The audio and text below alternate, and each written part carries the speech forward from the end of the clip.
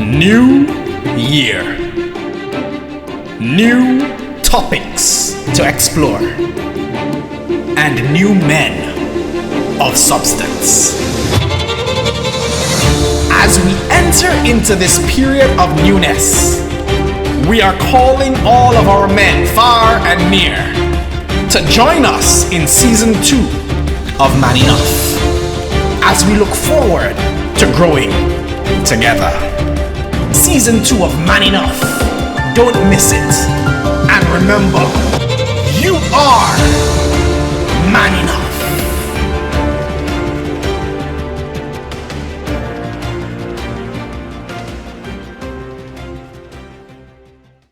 Good afternoon, everyone. We are so very grateful that you are back here on another episode of Man Enough. Season 2 of Man Enough, actually, we've been having a grand time throughout these past episodes. We've been learning so much. We've been growing so much. To God be the glory, great things he hath done. And today will be no different as we have a grand topic to discuss. Man enough to manage your traumas. Man enough to manage your traumas. Today we're talking about mental health, and we have with us two very capable individuals who I will allow to introduce themselves. We have Mr. Renwick Gaskin, and we have also Mrs. Therese Joseph, Millet Joseph, and we are so grateful to have you guys with us today. We are looking forward for you to share your wealth of knowledge on mental health, man enough to manage your traumas. And so at this time, I'm going to encourage you, or give you rather the opportunity to introduce yourselves. They like to say ladies first. So Sister Therese, we'll allow you to introduce yourself. Tell us who you are. All right, greetings everyone. My name is Therese Millet Joseph. I am a counseling psychologist, specializing in marriage and family counseling. I'm originally from the island of Antigua, but I currently reside in central New York, where I am a practicing psychotherapist. I offer individual, family, and couples counseling services here. I am also currently a doctoral student at Syracuse University. I'm in the 3rd year of my PhD right now, and my research interests currently revolve around parental ethnic racial socialization, Africana studies, minority studies, anything race related is up my street, and also trauma.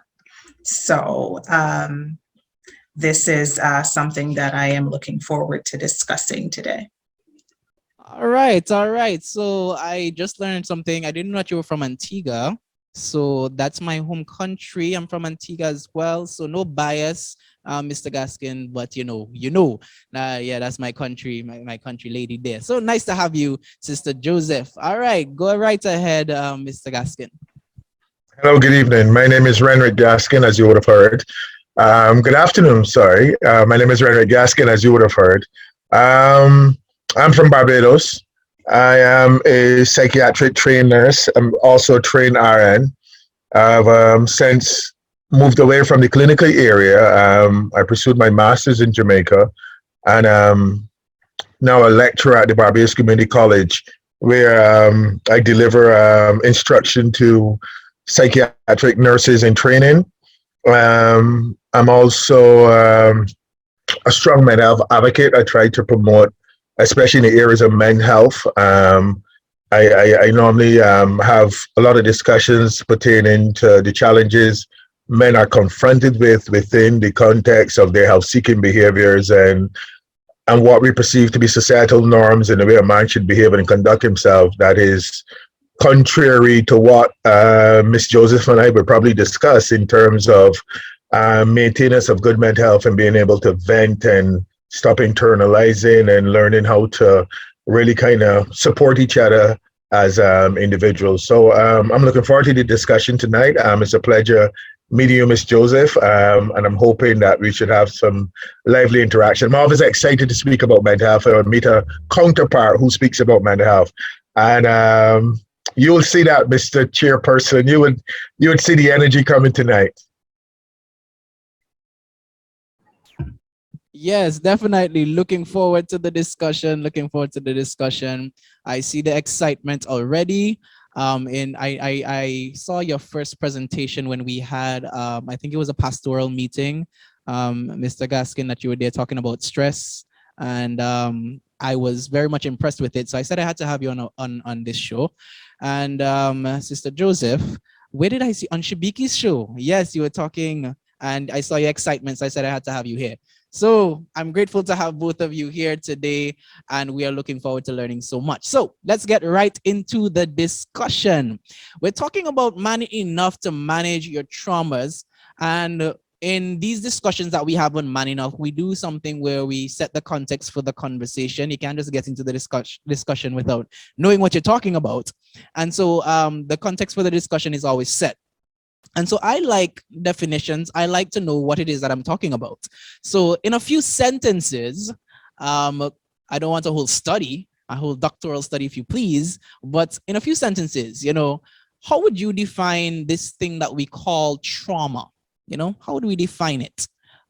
Ladies first, they say. So I'll go with you, Sister Therese, once again. Okay, so in as few words as I can possibly put it, trauma is an emotional or a psychological response to a negative event. That's as simple as I can go with it. I will add to that there are different types of trauma. And so each type of trauma is treated differently. There is acute trauma, which is the result of a single event, like a one-off thing, like perhaps a car accident or a hurricane or something that leaves you a little shaken up. That would qualify as acute trauma.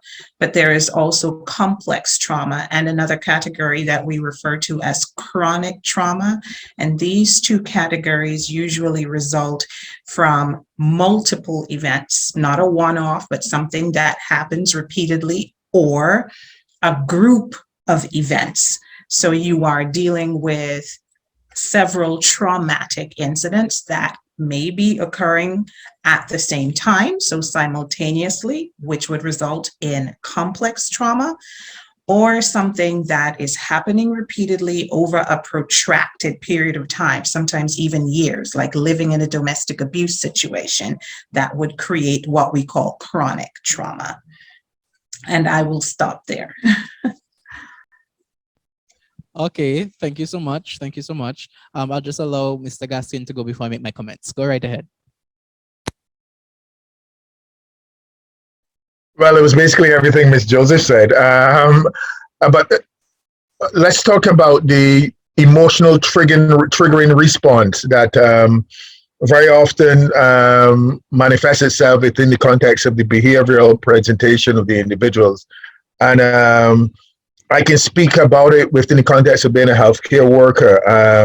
There's something called vicarious trauma and secondary trauma that healthcare workers, policemen, firemen, and those type of people kind of experience, where the traumatic experience in some instances might not be experienced by the individual directly, but having been exposed to it through the account of others repeatedly.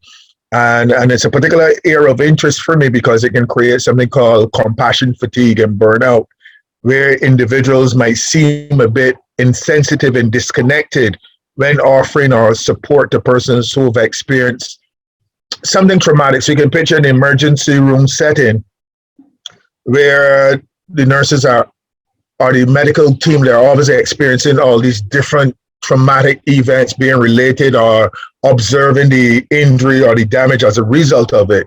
And as a result, there's develop a degree of detachment from the situation. As a protection psychologically and emotionally. These defenses that the person tend to incorporate to shield themselves from the harshness of that reality. And as a result, they can come across as being detached and a little insensitive to the persons who are experiencing the situation in real time. So, and these are things we need to look out for in terms of the way people respond. And we know that trauma can be enduring, and that's the one we're really concerned about. It can be enduring, it can be complex and difficult to diagnose in some instances. And we just see the behavior and we label the behavior without finding out what is the underlying circumstance with the individual. I know it's a bit long-winded, but that's about it. No problem, no problem. I am learning. I just learned about what acute trauma, one-time event, and then you talk about the complex, multiple events or group of events. And so then that just opened up my mind even more, because for me, I was more thinking along the line of acute trauma. This thing would have happened one time, and I think I would have categorized everything maybe as acute, so domestic violence, whatever, everything as acute, right? But no, it's good. I'm learning. So thank you very much for, to both of you as it pertains to that. Now, so now that we've set basically the foundation of our discussion, there's a question that continues to bug my mind, you know, and that pertains to when multiple people experience the same circumstance. So then, is it possible for two people to go through the same experience and only one coming out, quote unquote, traumatized? In the case where, for example, you have two siblings, my brother and I, we're in the home and we're both getting abused. Is it possible that I can come out unaffected, as it were, and then my brother comes out totally traumatized and he acts completely different, whereas I'm normal? Or is it that we're both traumatized and I deal with it differently and he deals with it? What is it? Is it possible? I don't know who wants to go first. I can jump in here. I'll give you a short answer and a long answer to that question. The short answer to the question would definitely be no. One person coming out traumatized while the other one is not. Speaking as a clinician, the answer to that would have to be no.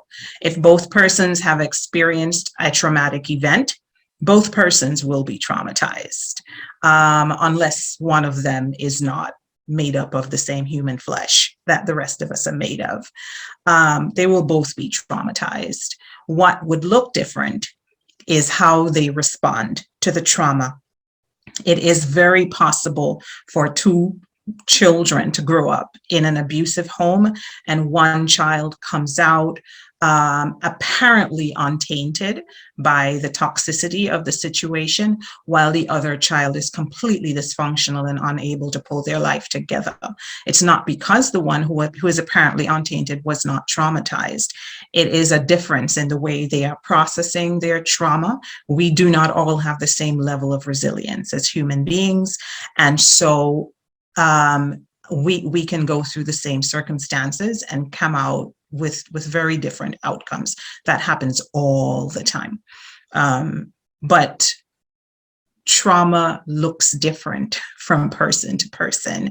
And so let's normalize not expecting all traumatized people to behave in the same way. And let's also normalize not assuming that someone is not traumatized because they're not acting the way you expect a traumatized person should. So that's my response to that question.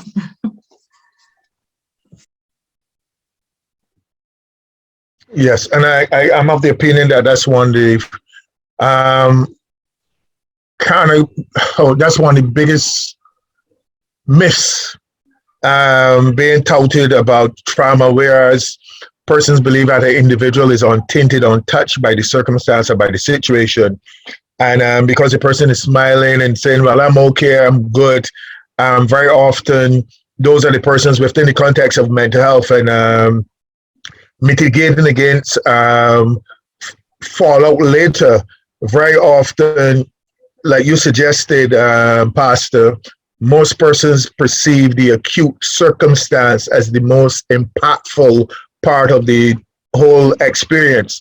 But very often, as you know, some people can have different levels of resilience, and I might be resilient enough to hold on to it for at least 2 weeks. Somebody might be resilient enough to hold on to it for a year, but then for some reason it revisits them, and all of the rawness of the occurrence and the emotions of the situation could just kind of surge, or maybe there is something within the environment that triggers that, and then it manifested. So very often, I'm so glad that you're talking about the depth in which you're going in, Miss Joseph. I mean, I didn't anticipate that we would have such a thorough and deep disclosure within the context of our discussions this evening. I'm really looking forward to hearing more of your contributions. Yes. All right, no pressure on you, Sister Therese, no pressure whatsoever. But yes, and this is why we have this program, so that we can seek to be edified, because many people may have had the perception that I had, where, you know, it's just one major experience and it's just like, okay, you're traumatized from that, whereas it can be due to an occurrence of continual experiences that could leave a person rendered traumatized. Now, since we're talking about the fact that trauma looks different depending, I guess, on a person's personality, depending on their uniqueness. It looks different in everybody, or everyone responds differently to it, rather. How then do we identify when one has experienced trauma? Because then, ideally, when you look on shows, on movies or whatnot, and you see a traumatized individual, you see a person who is maybe angry and you know, acting out, or, you know, or it's on the other side of the spectrum where they're totally reserved and, you know, afraid of everybody and whatnot. You see these two extremes, but then based on what you're saying, a person can be walking around normal, but really they're experiencing some level of trauma. So then, how do we correctly identify when one has experienced trauma? And we're going to be discussing this question right after our break. A new dawn of hope is here. The Footprints of Hope, Walking with Jesus online series with international speaker Glenn O. Samuels. That he is a God who can feel our pain. Join us nightly for a celebration of music, praise, powerful messages on health and your life's purpose. His loving kindness knows no boundary. Stream Hope Beyond on YouTube starting January 15th at 6:30 p.m. Miami time. Visit our website at hopebeyond.net and stay up to date with the latest on our social media platforms. Your new life is just a click away.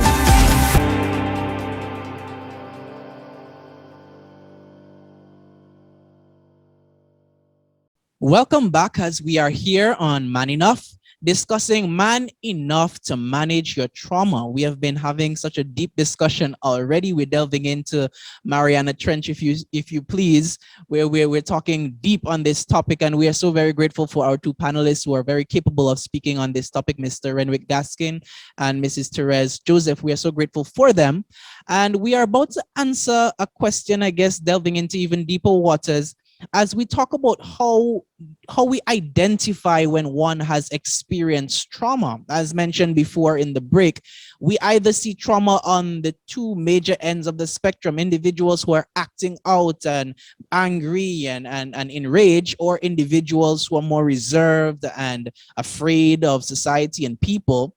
But then, based on this discussion, we understand that individuals can be walking around normal and yet still they have experienced some level of trauma.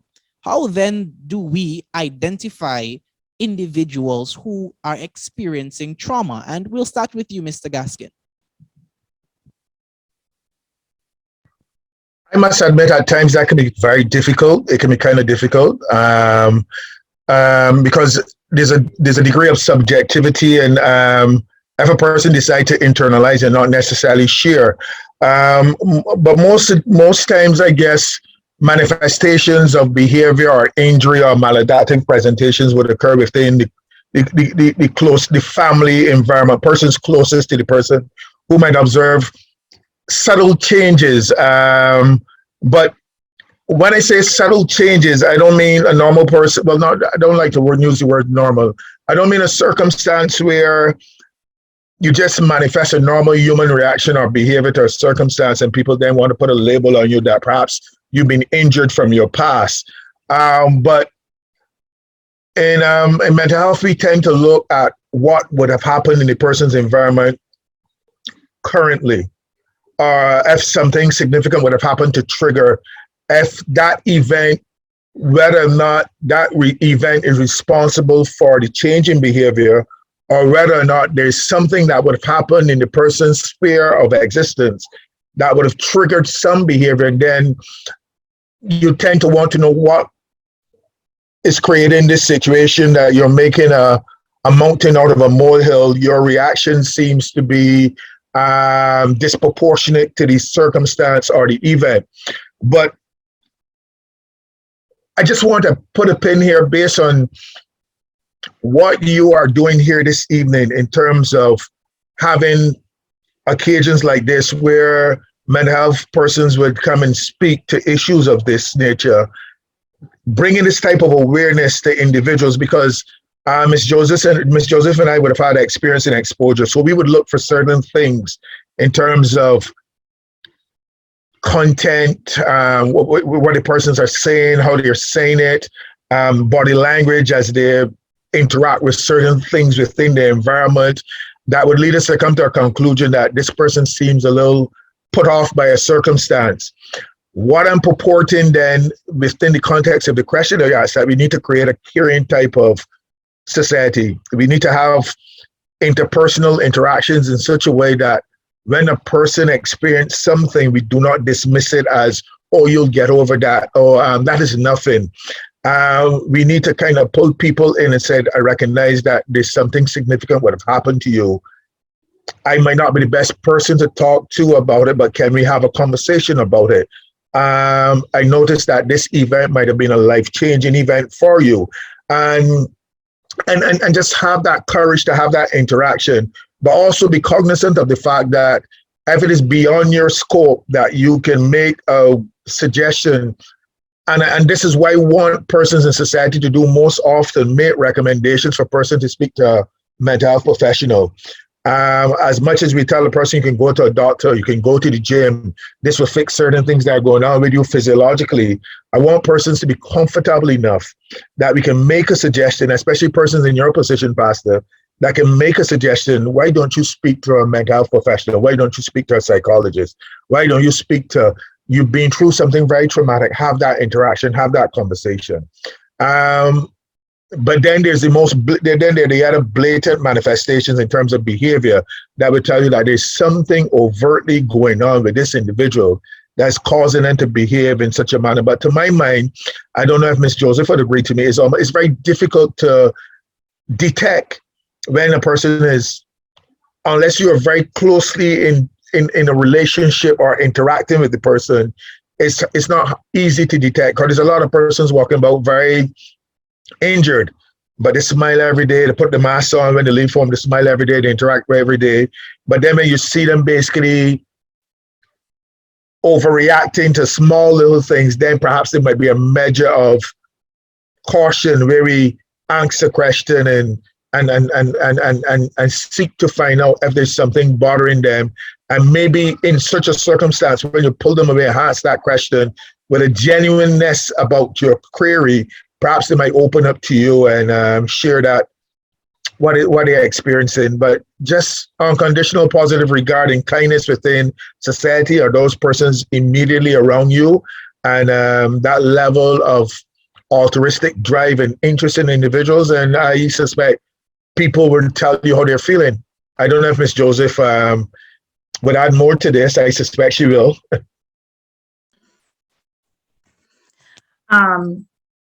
Yeah, I'd like to start by saying that I do agree with the fact that that trauma can sometimes be difficult to detect.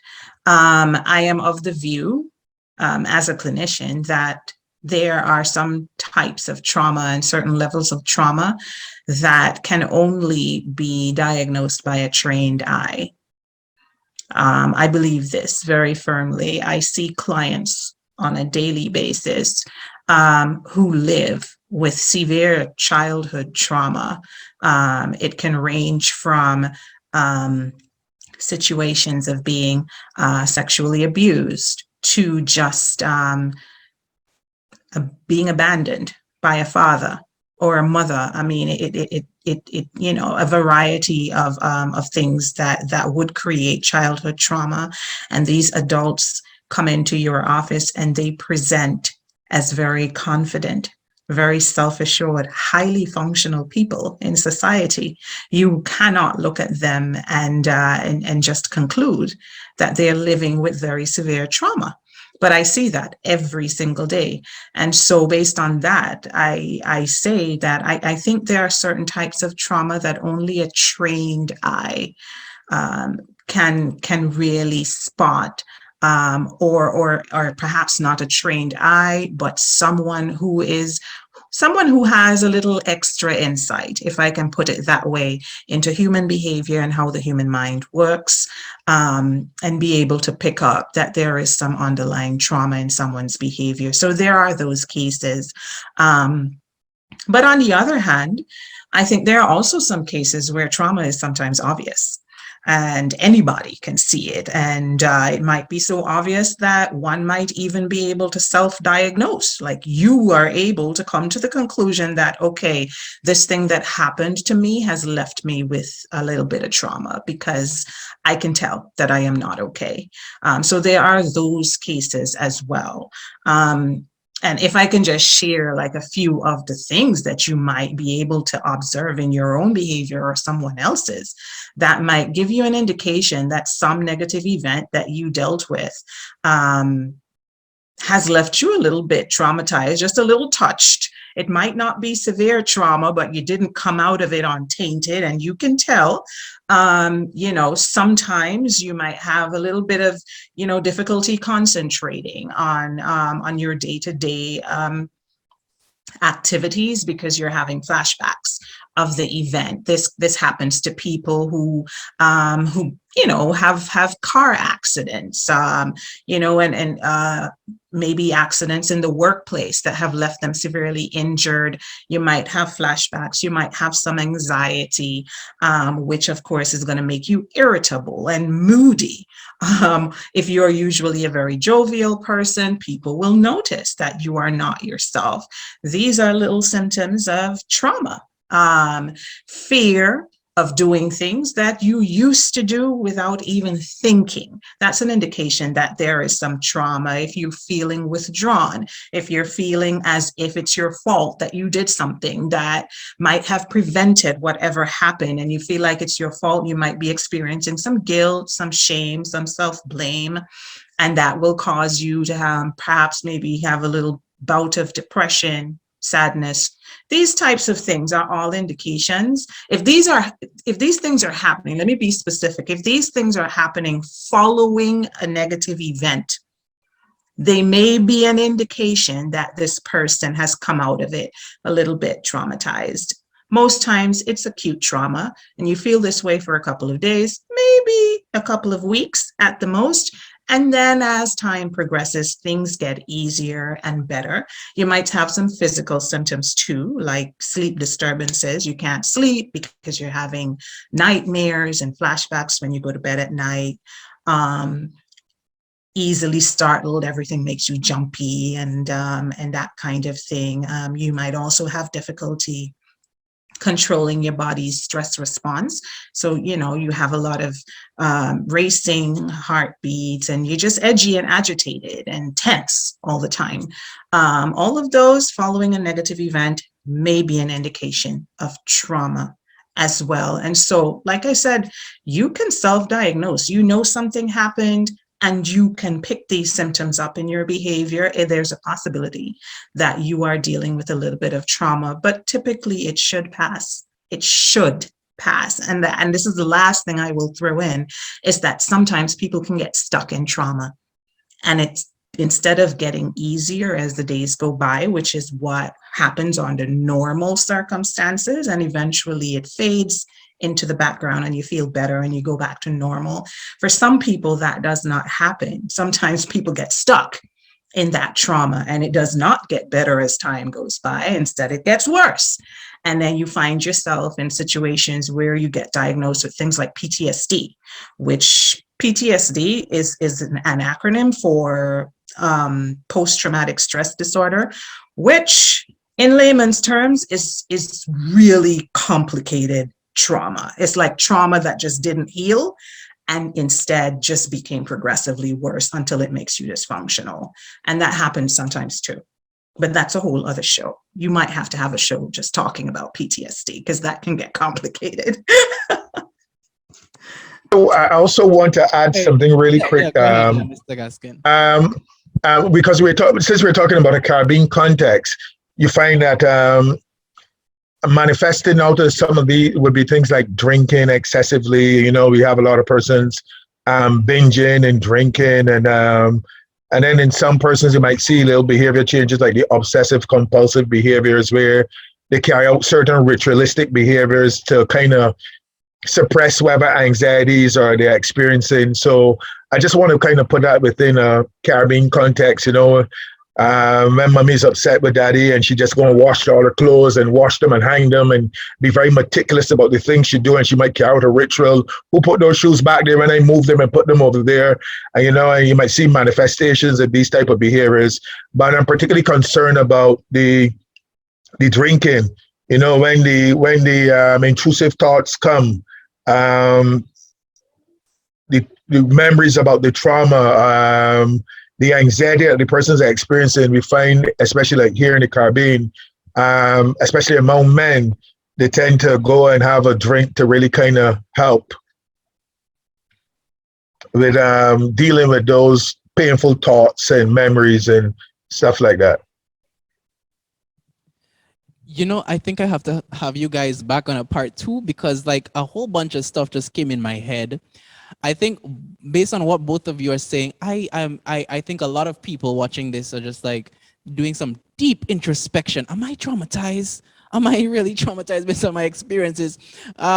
Because you guys would have brought up so many different things. So then how do you make, and this, before we get to even the next question, based on what you've said there, how do you make a disparity between when you're traumatized or when you've just encountered an uncomfortable situation that you've learned from, you know? Because some of the things that you guys are mentioning there based on parenting, for example, my father, for example, is a very, he's not dead yet.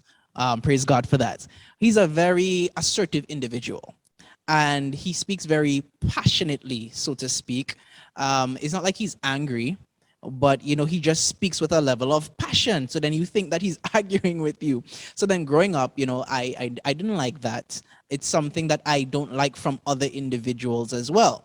Now, when I approach somebody and they're speaking to me in such manner, I don't get on. I communicate and just like, nah, I would prefer if it was said this way, you know. Based on that, I know that I dislike that. It touches me to the core. I don't like to be spoken to in a certain type of way. So then I correct it and I address it. Is that me setting a boundary or is that me traumatized? You know, you see the confusion that I have right now in terms of my introspection. How do I draw the line between me being traumatized and me just experiencing some uncomfortable encounters in my life that would have caused me to set certain boundaries, to know myself better, to have my personality be made, and you know, so I don't know if you can talk on that a little bit. How do you make that difference?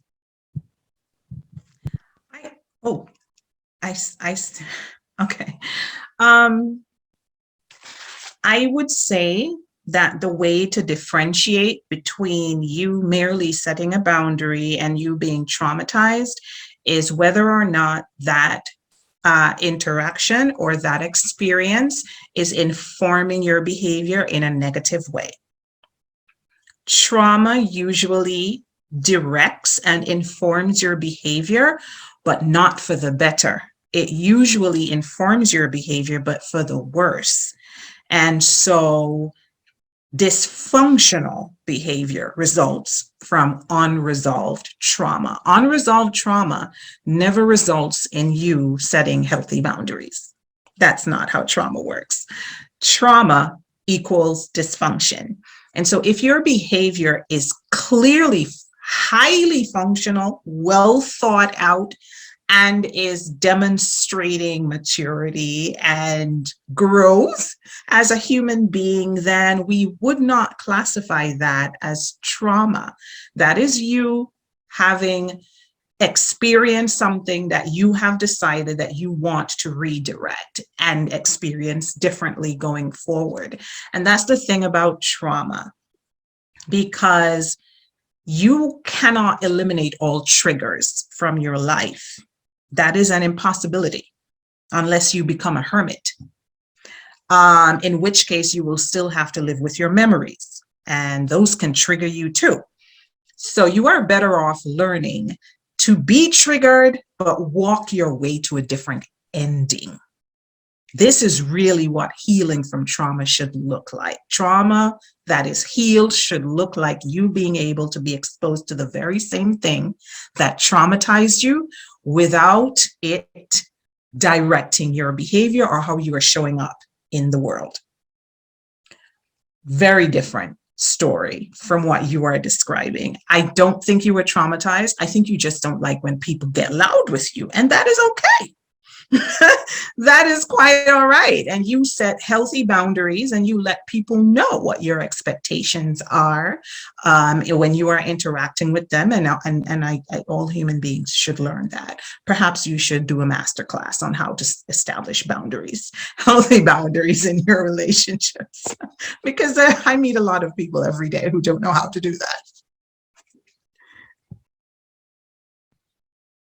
Yes, and I just wanted to add, when Ms. Joseph made reference to dysfunction, in terms of your measure of whether or not is rendering you dysfunctional would be to determine, is it impacting on your interpersonal relationships? Is it impacting on how you interact with people within your workspace? Is it impacting on your relationship with your significant others?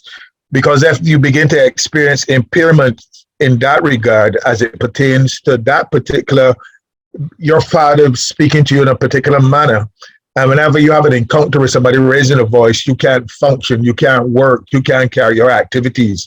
You go home and you're carrying that with you whole day, and then it manifests within your home environment. You're displacing it onto your children, you're displacing it onto other persons just because you had that encounter. Then we know, well, look, there's some degree of dysfunction, there's some degree of maladjustment going on. So and like I fully endorse what Ms. Joseph said. You've just because one of the things we teach persons in mental health is something called assertiveness training, where you can get to a point where you can say to persons, no, I really didn't like the way you spoke to me. I get your message, however, let's kind of modulate it a little bit. Let's kind of bring it down a little bit. And you set those parameters for your interaction. And if you're a highly functional individual like you are, I suspect you have many different encounters on a daily basis with people coming at you, asking questions and whatever. And you have to be very careful with it. I recently had an experience where I got word that a family member of mine had COVID. And just then we had received horrible news here in Barbados that a 17-year-old young lady passed with COVID. And while I was sitting and I was just going through my thoughts, because we had lost a whole lot of young nurses recently, not as a result of COVID, but around the last 2 years or so we've lost. And that was going to play over in my mind. And then when I got the news that my young relative had COVID, I kind of attached that circumstance to the loss that a lot of young people in my space were experiencing. And just then, it was a Saturday, a student of mine called me on the phone, and because we give them that kind of leadway now, especially now we are online classes, accessibility is important in terms of communication and facilitating their queries and stuff like that. A student called me, and just at that time when she called, I was not myself. And I said, are you aware that you're calling me on my off day? Please please make contact with me again on Monday during office hours. And right there and then I was able to check myself and recognize, you know what? I am reacting to something going on in my head, and I'm lashing out, and I'm putting one of my students who we all had a very healthy relationship. I'm now putting her in a situation to struggle with what you might perceive as rejection or whatever. So I made the adjustment, and I called her some 20 minutes after, and I apologized for the behavior. And I suggested that we will meet via a medium such as this, Zoom, and discuss the issues that she's having pertaining to an examination. So if it's causing you to if it's causing you, put you in a situation where you can't make an adjustment and it's impacting on your relationships, it's impacting on how you communicate with persons, then it might be an indication that you're experiencing something that you're not necessarily dealing with. It might not come across as overt to you, but it's always important to monitor persons' reactions, monitor their behavior around you, and pay attention to those be acutely aware of how you impact on others. And if you notice that persons are saying to you, there's something different about you, there's something not quite right, or persons seem a bit apprehensive to even challenge you on an issue, maybe it's time you sit back and take stock and wonder and do a self-examination to determine, what it is that is bothering me. And very often, a lot of us are not capable of carrying out that type of self-examination. And that's why I promote having interactions and having conversations with healthcare professionals. I've seen too many situations where persons are injured, and Pastor, I don't want to kind of put a lash in the clergy, but I've seen situations where some persons have issues and they go to the clergy first. The first choice, they go to clergy before they go to mental health, and then sometimes, to my mind, the circumstance or the situation is beyond the scope of the person within the clergy, and they don't make the referral. And then I see more injury and more damage coming out as a result. So I'm strongly, and as you can understand, I'm strongly supporting the approaching mental health professionals to talk and discuss about, and remember that illness or mental health challenges can be mild, moderate, or severe. And there's nothing wrong with having a slight upset for which you can't grapple with, but going and seeking the insights of a mental health professional. Do not wait till what you see on television, being depicted on television and sensationalize these severe cases of mental illness and schizophrenia and all these conditions that people talk about as a result to treat mental illness with some degree of fear and taboo. But the slightest little emotional upset, as trivial as it might appear to be to you, once you're having difficulty navigating it and there's some kind of manifestation that you're finding hard to make the adjustment with, seek out a mental health professional, have a conversation with them. We need to really kind of destigmatize mental health and mental health services. And that is basically the theme of my messaging this evening. Yes. Thank you so much for your submission. Thank you, Sister Joseph, for letting me know that I'm not traumatized as it pertains to that particular circumstance. But that just leads me, to another question, especially in appreciating what Mr. Gaskin would have just said. So, in the Caribbean context now, we're all Caribbean people. I know, Therese, that you migrated, but you're still Caribbean. You're still Caribbean person, right? So, in a Caribbean context, as a person who's traumatized, let's say I'm traumatized from some experience, how would you recommend for me to get help? Because we're saying go to the mental health specialist. It is socially acceptable for me to have an issue here and go to a pastor and talk to a pastor. That's fine. And I guess that's why you would find a lot of individuals coming to pastors, more than they would go to see a psychologist, a counselor, or what have you. Because the moment that you go and see a mental health specialist, you're crazy. And that's the Caribbean stigma. So when you go and and which is crazy to me, you have a spiritual problem, you go to the pastor. You have a physical problem, you go to the doctor. You have a mental problem, you go to see, the person who specializes in that. But how would you advise me, I have assessed myself, or somebody has helped me to see that I am experiencing some level of trauma from some experience, whether it's acute or complex or all the other forms, PTSD or whatever it is, how would you advise me, especially in this Caribbean context, to go about getting help, keeping in mind the social standing of mental health and talking to counselors and stuff like that? I don't know who wants to go first. I see Mr. Gaskin smiling. I can jump in and address that. So let me begin by saying that the Caribbean community is not the only cultural community that has that issue. Let's start with that. I currently reside in the United States, and that is also an issue here.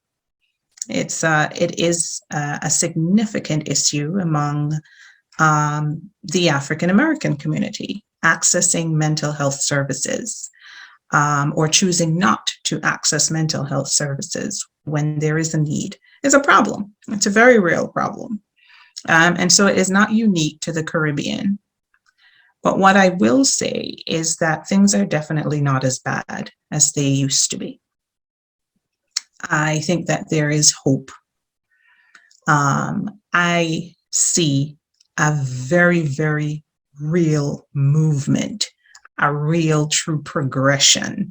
It is not imagined. It is a real movement towards sensitivity around mental health issues, mental health care, mental health professionals in the Caribbean like I have never seen it before in all of my life. I have been a mental health practitioner since, I'm going to age myself now by saying this, but I have been doing this since 2006.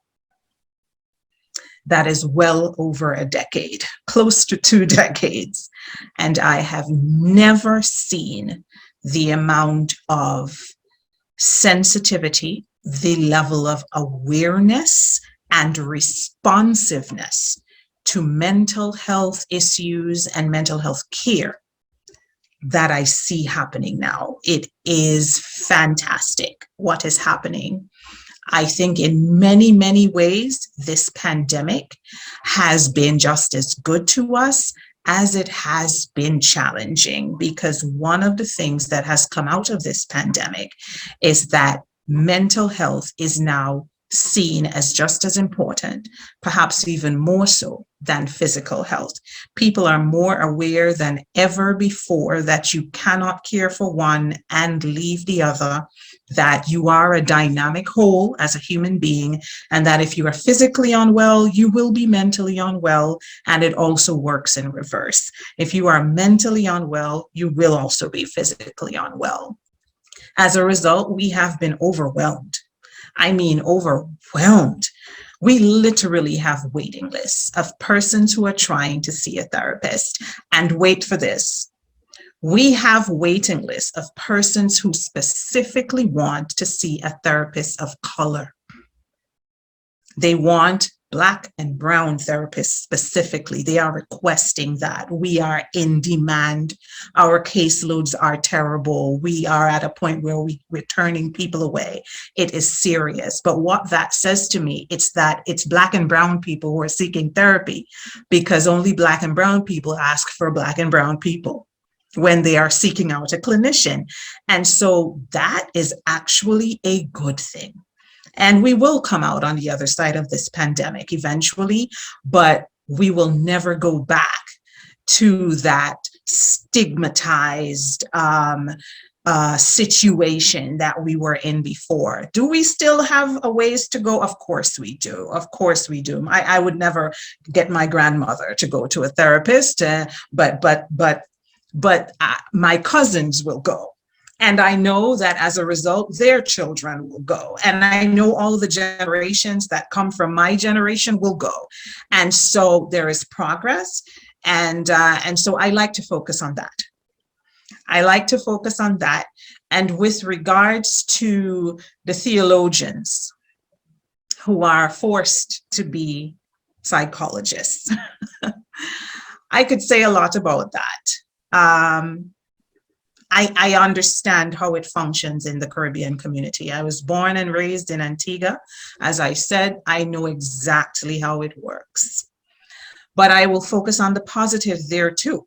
I will say that I notice these days that men and women who go off to get a degree in theology so that they can shepherd the flock now understand more than they did 2 decades ago that the shepherd of the flock also needs to have a little bit of psychology under his belt. And so a lot of our pastors now have a bachelor's degree in theology, but their master's is in marriage and family therapy, or they have a master's in family studies or in counseling psychology, or they have gone back and they have done terminal degrees, like they just took it all the way and they're getting PhDs now. So our pastors are no longer just pastor this and that, they are now doctor this and that. That never happened when I was a little girl growing up in the Adventist church, but now it's normal. It's a normal thing now for a pastor to have a terminal degree. It's nobody's shocked over that anymore. It is not a phenomenon. It's just a thing that pastors do now. And what does that say? That says that there is a sensitivity and an awareness existing now in religious spaces that did not exist before. And so I reiterate, there's hope. We're not where we want to be, but we are definitely not where we were. So that is that, and that is what I like to focus on. Yes, I'm excited about the movement. I can see what's happening in your location. One of the concerns we have here, one demographic of concern though, that we've been paying attention to, especially like here in Barbados,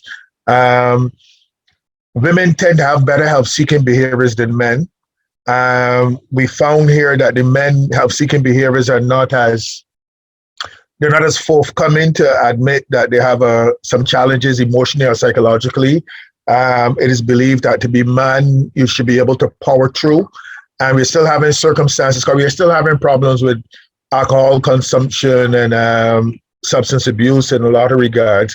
And when we encounter these persons within the hospital setting, the clinical setting, especially persons who've had a point where they have had some major mental psychiatric incident or fallout, you realize that there's a whole lot of ineffective individual coping, where there's some circumstance in their life that they've never really resolved or dealt with adequately.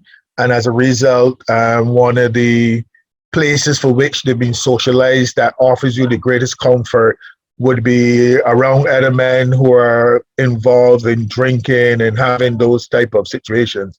But we are making some headway. And I think that Ms. Joseph made a very interesting point about education and people being informed.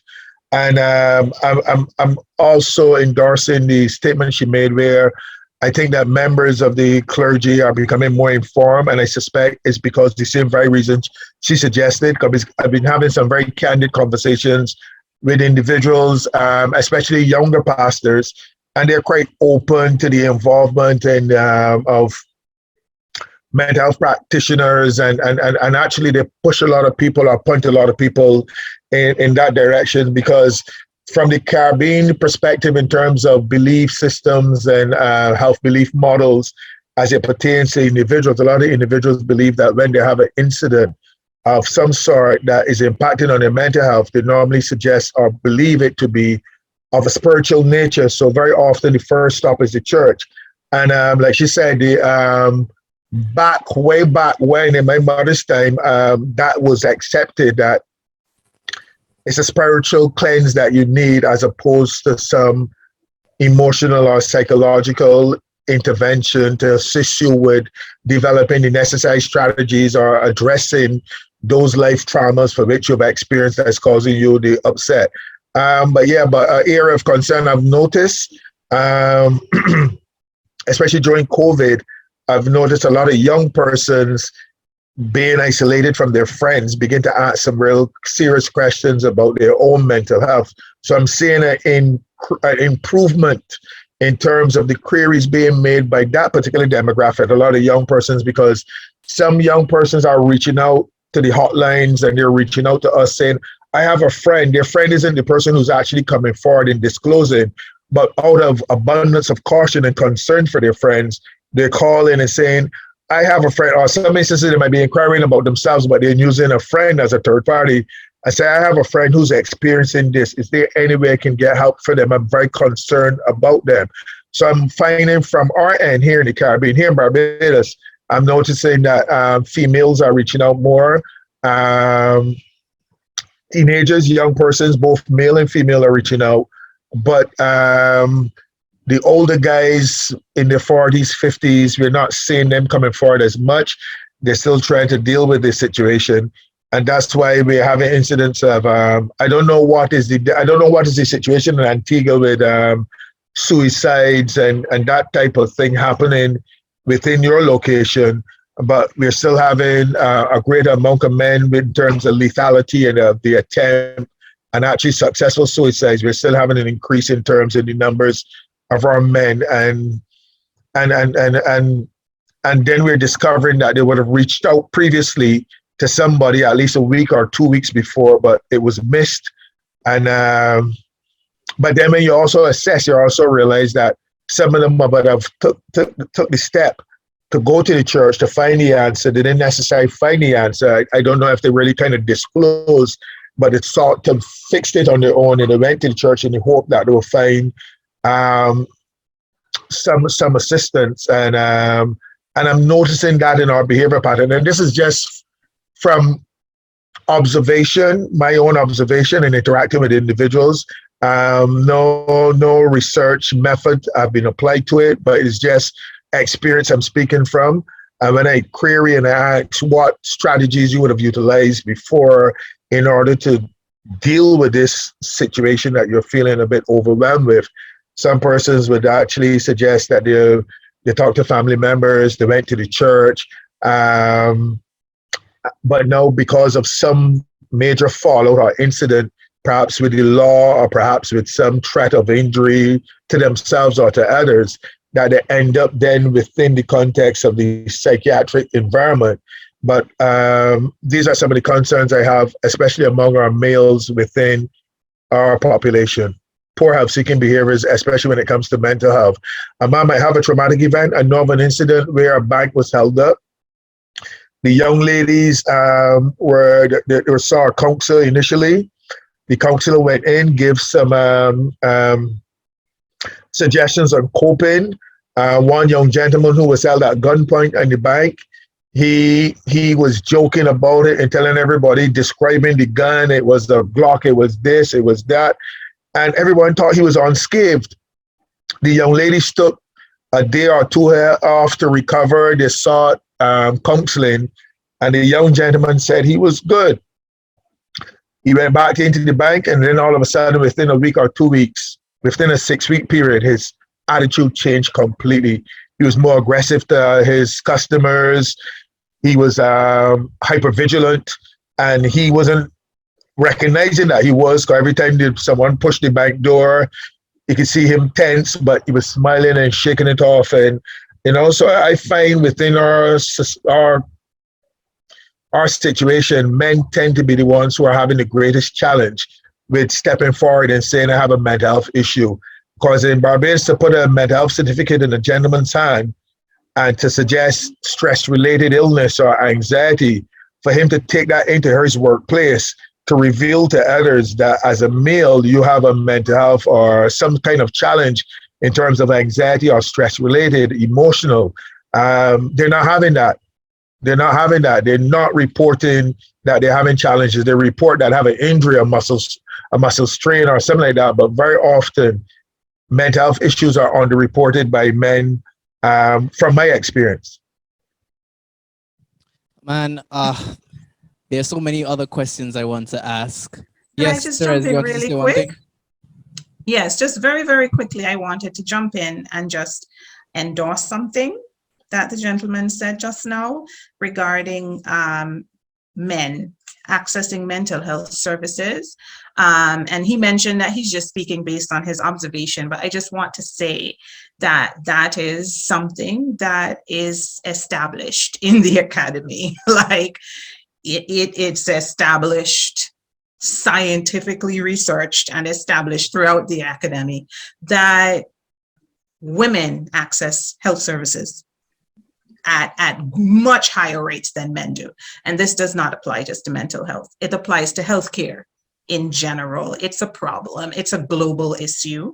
And that is a topic that needs to be tackled more in our cultural community, Black and Brown communities. We need to talk more about that.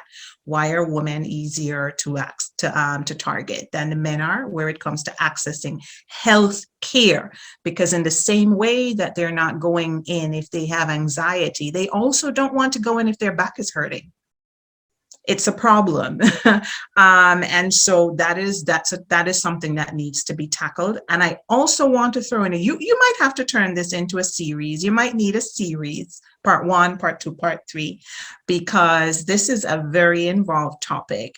There is also the issue of trauma in children, particularly children who are not old enough to articulate their feelings and their emotions, and having adults around them who have absolutely no idea what trauma in a child looks like and how to identify it, and thinking instead that the child is rude or disrespectful.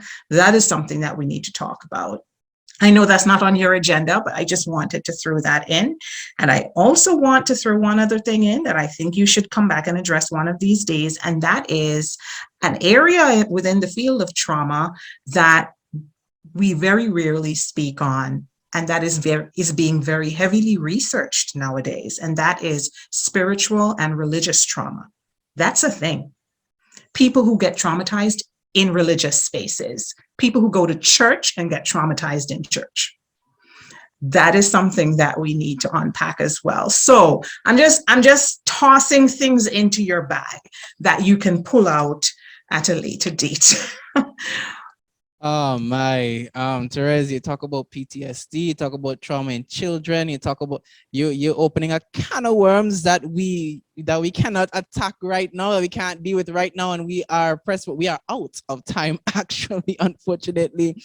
And so I am guessing that we really have to open up these kind of worms in the near future, because as you're speaking about them, you can see how uneducated we are as it pertains to some of these topics. And as you guys were speaking, I recognize that education is vital for us to be educated, to be aware of what is taking place. You cannot be aware if you don't know. You understand? So then I think that education is paramount in dealing with these things, to understand the benefits. Not only notice I didn't say know the benefits, but understand the benefits of mental health and looking after your mental health, especially as men. And you open up another kind of worms talking about, men not wanting to go to not only mental health, but to look at their physical health. We touched it on one of the episodes before, but now you're opening this kind of worms. Probably we need to touch it in a more direct and distinct manner so that, we can help our men in society, myself included, to be more aware of what is taking place. But as I said, we're pressed for time. We just want to get your final thoughts just now. But before we do, we're just going to take a short break.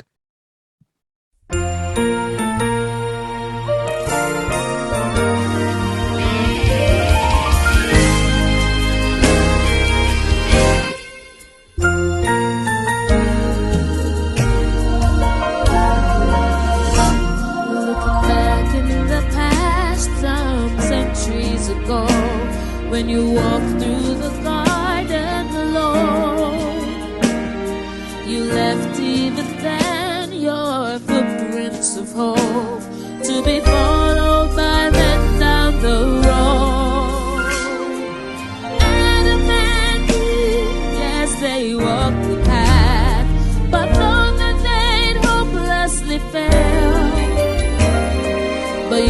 sent a savior 4,000 years later, so that men young and old now can tell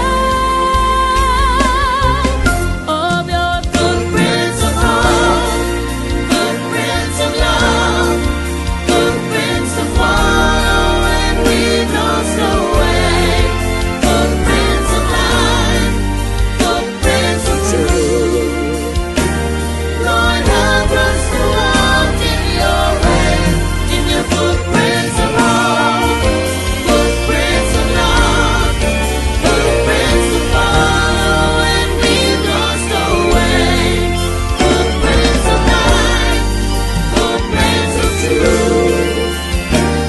Lord, help us to walk in your way, in your footprints of hope, in your footprints of hope, in your footprints of hope.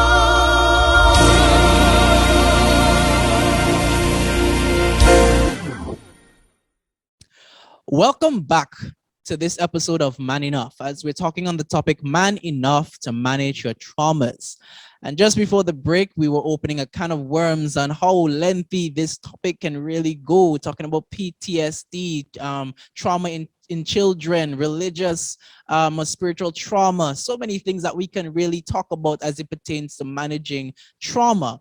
Unfortunately, we are pressed for time, but we just want to give our panelists, Renwick Gaskin and Therese Joseph, we want to give you an opportunity to give your final words to our men in society as we're talking on Man Enough. What final words would you like to leave with our men as it pertains to managing whatever traumatic experience they would have had in their life? They leave the best for last. In this case, the best for last is our lady that we have here. So I will start with you, Mr. Gaskin. No love lost, but we'll start with you and then we'll end with Sister Therese. I just want to say to men to as was suggested earlier, we see man as biopsychosocial. There's so many different spheres to man's existence. And as important as your social well-being and your physical health is, your mental health is also very important. So there are times when you have a mild bout of physical illness and you seek some type of assistance, some type of remedy to deal with that. There are times when you have a social experience that you have to make a major adjustment to. And there are also times when you have to have some kind of psychological intervention to assist you with your challenges. Feel free to have a conversation with someone who's open-minded. Feel free to share your thoughts. Feel free to bounce your feelings or your experience off others. And feel free to access the healthcare services that are available. I would suggest persons in Pastor Tittle, that's I pronounced your name correctly, Pastor Tittle's position to make sure that you're acutely aware of the services that are being offered in your particular location so that you can make the appropriate referrals. That would be a challenge to persons in your position to ensure that you have your Rolodex with this information at hand where you can make an easy referral or make contact with these persons who offer these services so that you can easily and seamlessly stream individuals in that direction. You're the leaders of your particular in your particular location, so take on that responsibility, ensuring that we look after the emotional and psychological well-being of our men.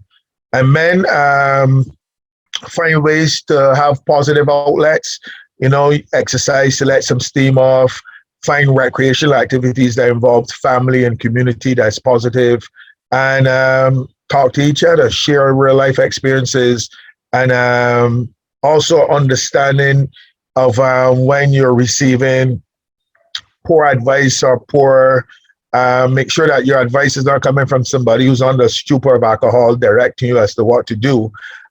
Make sure that you go to a more informed source of dealing with your personal life challenges. And as you know, in our area, confidentiality is the hallmark of our practice. No one needs to know that you visited or had a conversation with a healthcare professional. And that's it.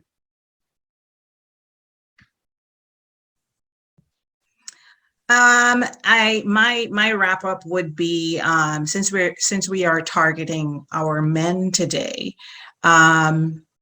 is to say that I know that historically and perhaps culturally also, one of the reasons why our men are so reluctant to access healthcare, whether it is physical or mental, is because it is viewed as a sign of weakness, and as a result, their ego is attacked if they are forced to say that they are not okay.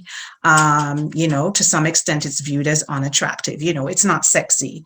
And so I want to say that 21st century females, I'm speaking on behalf of the 21st century woman, what we once found unattractive is now extremely attractive to us.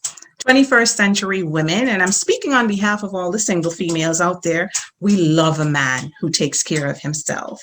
We find that extremely seductive and attractive. We love a man who wants to go to therapy with us. We love a man who is vulnerable and sensitive.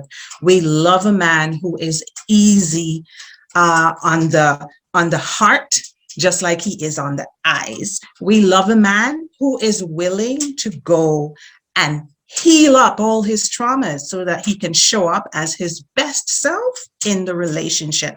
That's what we find attractive nowadays. Nowadays, we're not into guys who are like, I can't go to the doctor. Like, that is actually a turnoff for us. 21st century women are about living their best life.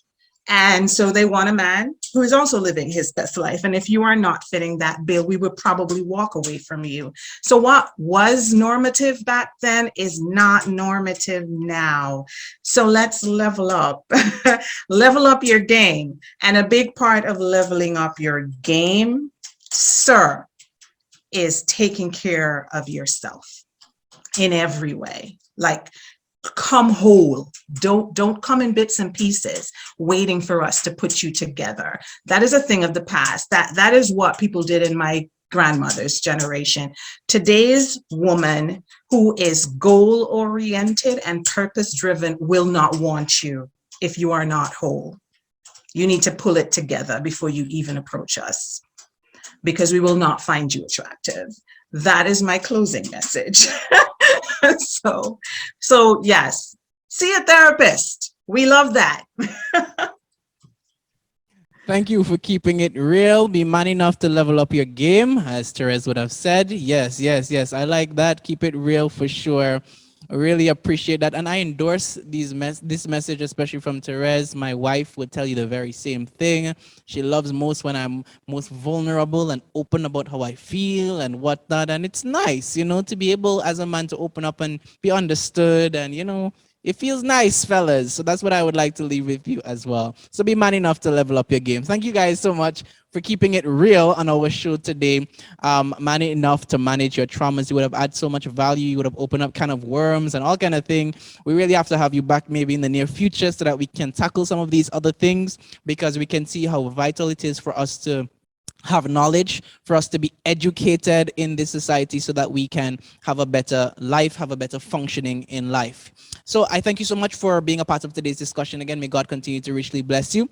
And for those of you who are viewing this afternoon, we pray that God's blessings go with you as you leave at this time. And just know, to the men out there, you are man enough to manage your traumas. You can get help. There is help available. Just make a move. May God continue to richly bless you. Thank you for joining us on our Man Enough program today. You can feel free to contact us via phone at 767-614-2878. Or you can reach us via email at youaremanough@gmail.com.